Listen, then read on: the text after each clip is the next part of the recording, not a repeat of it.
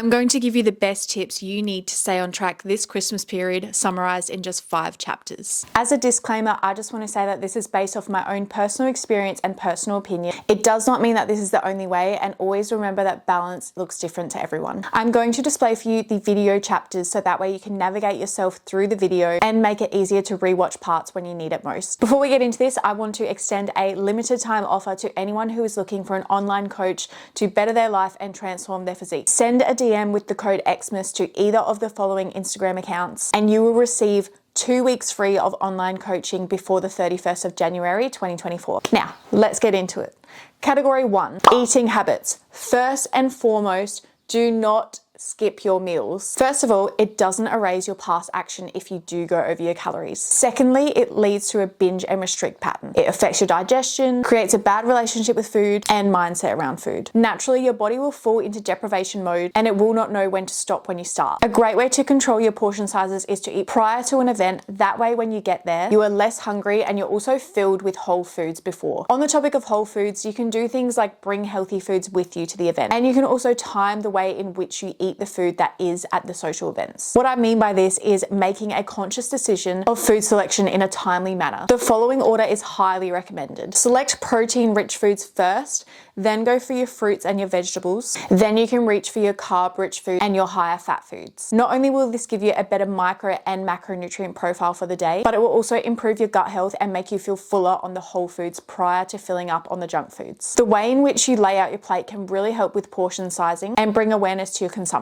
If you're just mindlessly nibbling away, you're not really aware of what you're eating unless it's kind of on a plate laid out for you so you can see what's there. Practicing mindful eating is a great way to bring awareness to your eating habits. It's literally the simplest things like chewing your food for longer than you usually do, taking the time and slowing down when you eat, putting your fork down between bites, and just simply thinking about the food and enjoying it rather than just inhaling it. Lastly, plan ahead. Depending on the strictness of your health and fitness journey, if you have a rough idea of what the food will be like at the event, you can plan out the rest of your day to keep you accountable. Prioritize your protein and come up with a structure of your meal timing. Meal timing will also help curb your appetite and it will prevent you from going into that deprivation mode. Chapter number 2, drinking habits. Hydration is key. A lot of the time, thirst is actually disguised as hunger. So making sure you are well hydrated can really help with the situation. So making sure you are well hydrated is really going to help with satiation. It's going to help curb your appetite and also help with digestion and of course prevent dehydration. I cannot stress this enough.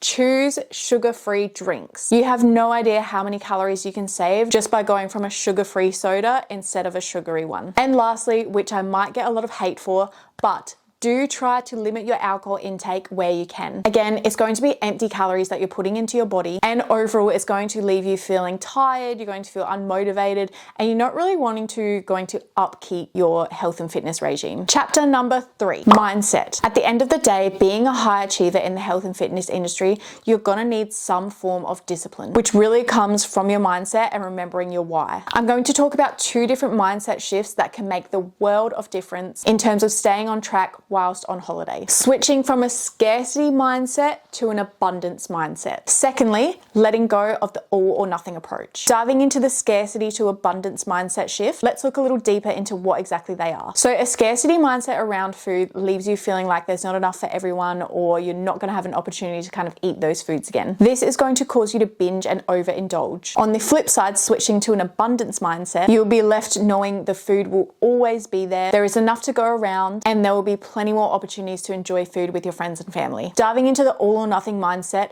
this is so common. So many of us have this approach in which we are 100% for X amount of time, but the second we fuck up, we sabotage the rest of the day, rest of the week, or rest of the month, and then go all in with being off track. So if you have a piece of cake, piece of chocolate, whatever it is, it's not the end of the world. Continue as usual, prioritize that protein, keep up the hydration, acknowledge it happened, and just move on. Just go about your day. Did you enjoy the piece of food? Did you have quality time with your friends and family? Look at all of the wins outside of being 100% on all of the time. It's once a year and it's really not going to jeopardize you. Another way to better your mindset around this time of year is to set realistic goals for a balanced lifestyle. People who set goals too rigid are only going to be disappointed and then sabotage themselves in the future. Just know it's not going to be perfect. You won't be 100%, but also you don't have to go completely the other way and go completely off track either. Lastly, Always remember, one meal or one day off plan isn't going to jeopardize everything.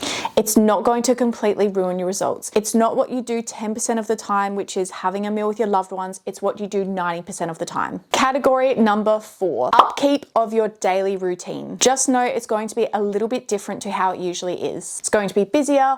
Obviously, you're going to be attending more events, but there is ways around this. Firstly, you can adjust your training split and plan ahead. If, for example, usually you train legs on a Monday, but Christmas Day is on a Monday, simply just look at the rest of your week and look where you can either swap days around. If that's not an option for you, just get up earlier and train before everyone's awake. Train before the event. Steps. I cannot stress this enough. Not only is daily steps going to increase your overall expenditure, it's also going to prevent fat accumulation, but it also helps your digestion so freaking much. Even just 10 minutes after each meal will make the world of difference to help your digestion. And it's also going to quickly rack up the steps as well. Lastly, sleep. It goes without saying we need our sleep to function properly and to be energetic, etc. So if you stop prioritizing that in general, you're going to feel less energetic, less motivated, and you're just not going to want to continue your exercise regime. But what many don't realize is that a lack of sleep also is harmful for your digestion. It's going to affect your gut health, and your body is naturally going to crave higher sugar,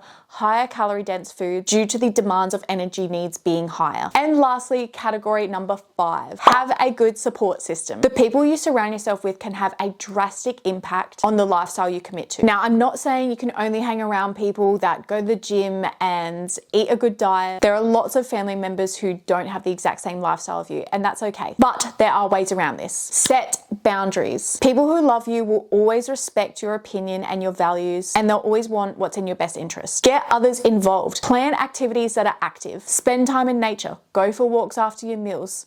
Do anything that is somewhat active with your friends and family members. Have an accountability partner. This is highly beneficial to staying on track. Lastly, if you have a coach, don't skip your check-in. Communicate with them and be honest. Not only is this going to strengthen your relationship with your coach, it's also going to hold you accountable, and it's also going to provide them with the data they need moving forward to generate a plan or to come up with strategies moving out of the Christmas period. So that is all for this video. I hope you guys enjoyed it and my tips were super helpful for you. If you have any questions, if there's anything you'd like to see, please let me know. Please send me a message on Instagram or comment below. I would love to hear what you guys would like to see from me. But that is all. I hope you have a lovely day, and thank you so much for watching.